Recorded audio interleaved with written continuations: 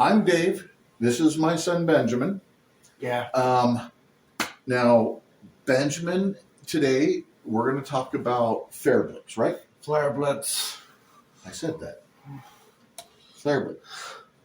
Uh, So, what did you want to talk about I mean, let's talk about him in general, like his appearance, and discuss a bit of his origin, because we have been kind of getting funky with his origin. Yeah, I guess it's gone kind of weird, but his origin is that he was born Nisai, basically. So he was Nisai. That's a Japanese person that's half Japanese, half white. It used to, well, it's still a very terrible term to use in Japan because it's racist.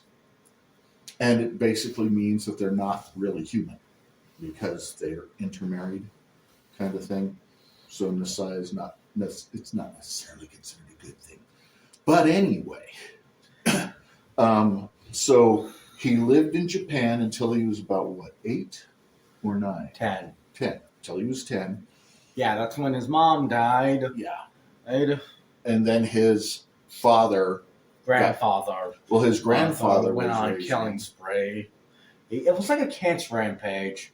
His daughter died of cancer and was discovered where someone was switching, life-saving cancer medicine, saying what's basically candy corn and alcohol. Yeah, placebos. Yeah. Sugar pills or something else. Yeah. And so he went after those people. Yeah, Yakuza did it. Known as Taitanzu, which Taitanzu were a large group. They associated themselves with the Flaming Tiger. And after the Flaming Tiger's fall from grace, the Taitanzu would be on their own and would ultimately be killed. Members were arrested, tried, and sentenced to death. Oh, come on! I don't even want to do it this time. What? What's wrong? Is it crooked? No, it's fine. I was just saying you want to look at the camera as we're talking because we're talking to them. Back to the point? I'm trying to get back to the point. But anyway, back to the point, the Tatanzu. And his grandfather went on a vendetta against the Tatanzu. The Titans were basically trying to get back up. They're being led by some lady calling herself Rhea, the Queen of Titanzu. Well, still. But still, the thing that is amazing about it is because they worked their way up, him and his grandfather. Yeah. Till they got the lady too, and all of them were gone. Yeah, his grandpa had his grandson, or as he was known at the time, Hiro Yoshikage, burn her alive. And then he crippled her husband. And then the grandpa, or Senshi Yoshikage, heated up a Pachanto and stabbed her husband in the back. His lower back. Ooh. And then, well, it was like this, with the players pointing up and pulled up a bit. Guy was crippled from the waist down permanently. No way he could truly recover from that. He was in the hospital for a month or two and ended up life in prison.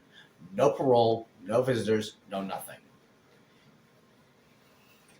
And then because he claimed he didn't know, but does he actually expecting to believe he didn't notice the giant scythe tattoo on her back? It was clear from the evidence that he knew a fair share or something what he was letting on. He just didn't want to admit he chose it was a woman who was going to leave him with nothing but a pain and torture. Sure, that was basically what was left. People barely came in and out of that cell. He was basically left there for nothing. And then Flairblix himself he moved in with his dad. Set back over to live with his father in America. And his father was an alcoholic, abusive scumbag. Yeah. Although he was only in there for like 2 years in total. Yeah, then his brother, brother. The older half brother by technicality. Mm-hmm. His dad died of a heart attack. And he was taken in by his brother. And after his brother took him in, he was kind of wild as he grew up as a teenager. Yeah. And then he got into It was kind of like a Snape thing, except Snape was more physically imposing. You can compare him to characters like Severus Snape. Because he was a tall person all the time, and was well built. Not to mention his brother did teach him martial arts too. So he was a prodigy with his grandpa's martial art, which was a martial art taught to Japanese police force. Was known as Dragon, or Doragon, and how you pronounce it in Japanese. It's every Japanese martial art mixed with Western philosophies and such on protecting people and such.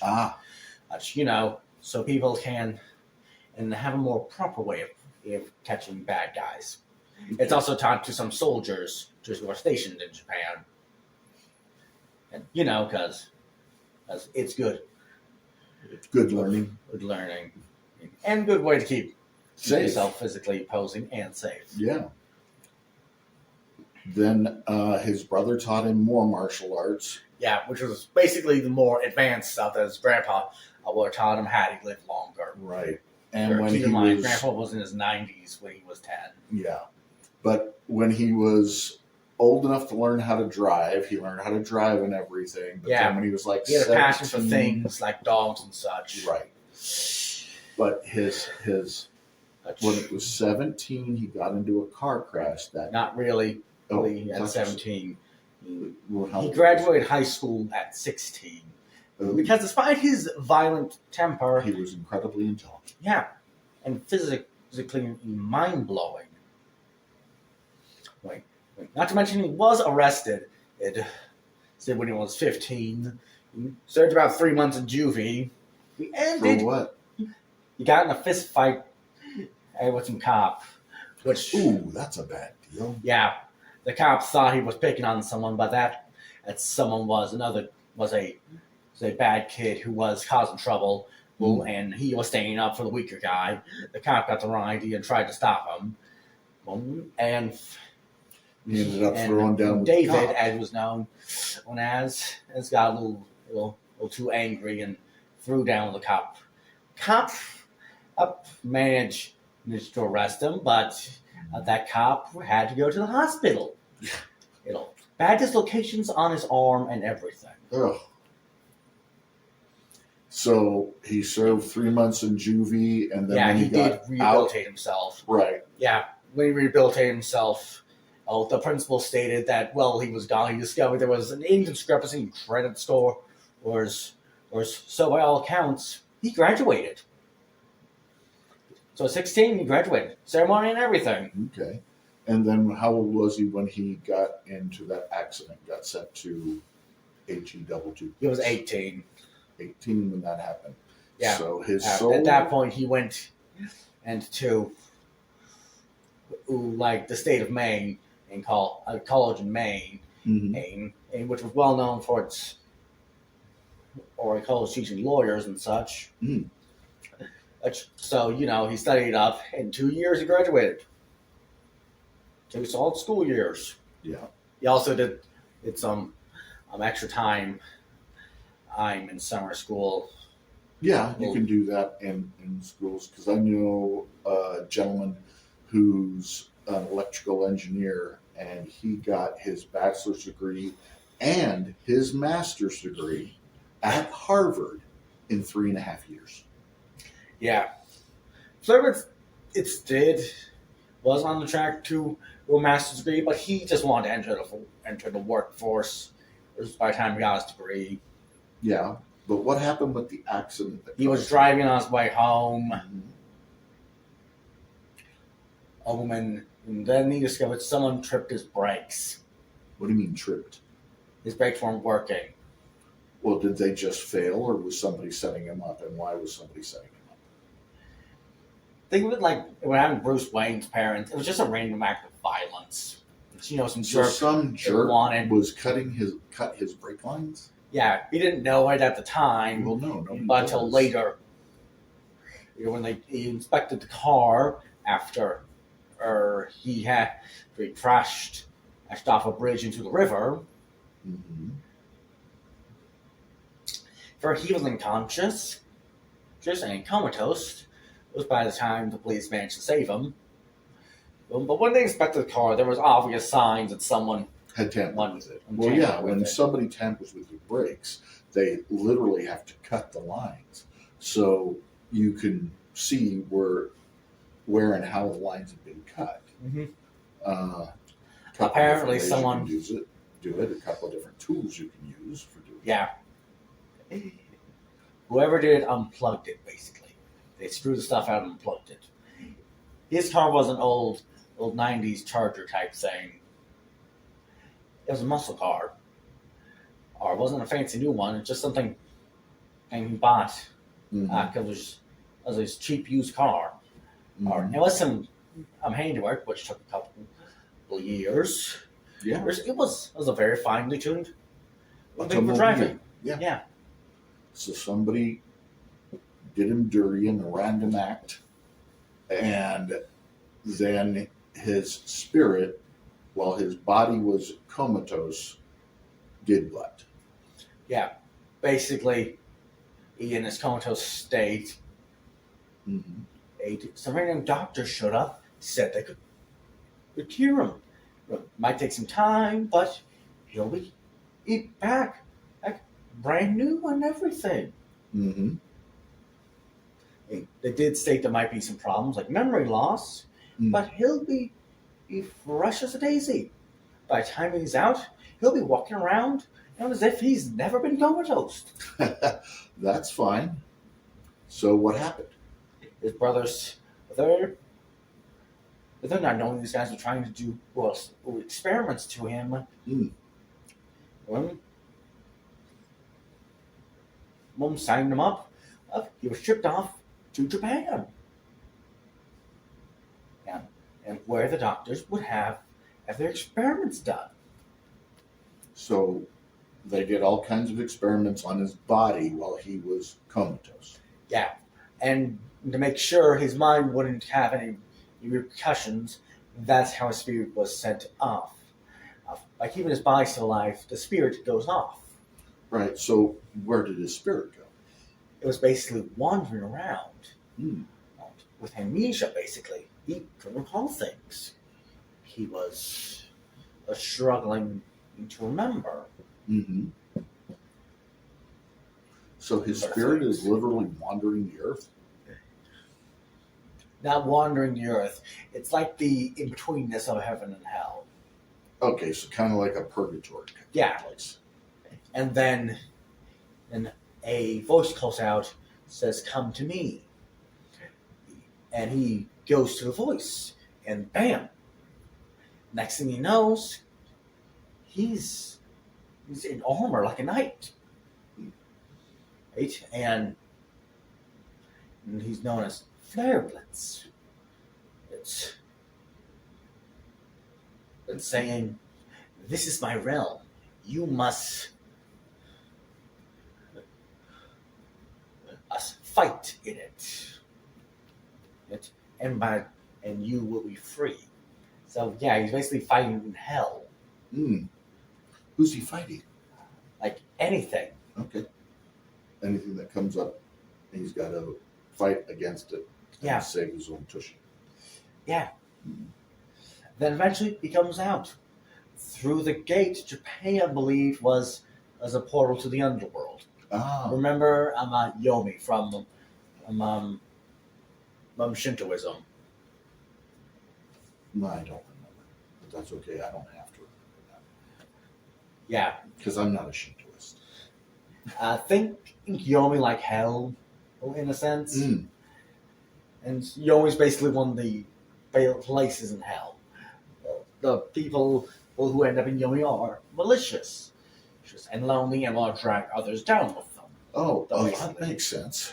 Yeah, and see, I don't know. I know Shintoism is emperor worship, and that's the basis of it because the emperor of Japan is considered to be a god, and so the Japanese actually have a large pantheon of gods, just like almost every other culture that was a major culture In throughout Asia, civilization. Well, throughout the entire Earth for a long time, there were lots of these pagan-like belief systems with tons of gods. Yeah. You find it with the Celts. You find it with the Norse. But Everybody John the else. Immortal One, when they were real, they just weren't gods. They were guardians. Mhm. And God created to protect the earth. They failed. And so the Immortal One was sent out to kill them. And those who did want redemption or just as one out of it, they got all what they wanted. And out of it, in redemption. That's good. Gods like Hera, basically, she just wanted out of it. But the Immortal One just sent her to Circe's island. Because there's no denying she could come hang. And when time calls for it. As she was willing to give him information on how to enter Olympus. Oh, Just okay. without worrying about Zeus. Ah, Zeus and other stuff. So yeah, it's obvious. You're just not an ally. Like is needed if you're going to take down one of the greatest pantheons of all time. that's true. Alrighty. I think that's enough for today. Yeah. And Except for one detail that is important to note that when Flairblix gets out the sword he had breaks, Mhm. which isn't the Dark Excalibur. The Dark Excalibur is somewhere in Europe. But that's the one he gets later on. Yeah. Yeah. So the original blade was basically an Odachi. Mm-hmm. Chi? Odachi is a cavalry sword, isn't it? That's the Tachi. Odachi is what at the samurai Sasaki Kojiro used in battle. Who? Sasaki Kojiro. I He don't. used an Odachi. Okay. What is the difference between an Odachi and the regular samurai swords that we see as samurai? The regular samurai sword is the Uchi Katana, or just katana to us Westerners. Right. There's So how big is the Odachi? as tall as a man, if not bigger. So it could be between 5 to 6 feet tall, depending on Yeah. the person. It's meant to be a big sword, or used in battle. It basically, its purpose is for fighting multiple enemies at once. Mm. Not exactly a dueling weapon, which is how Sasaki's rival. Well, I forgot his name. Miyamoto Musashi, that's his name. He managed to beat him with a sharpened oar. Ah. Or is the fact he took is the fact that Musashi knowing he couldn't beat except my throat, he Kojiro with his normal techniques, Mm-hmm. he messed with his brain a bit. And when he actually showed up, he had the sun to his back to make sure Sasaki was blind. Oh, yeah. So he could easily win. It's a good idea. Yeah. Mess with his brain a bit. Yep. Bit psychological torture. Okay. Scare him. So say goodbye to everyone. Yeah. Bye. Okay.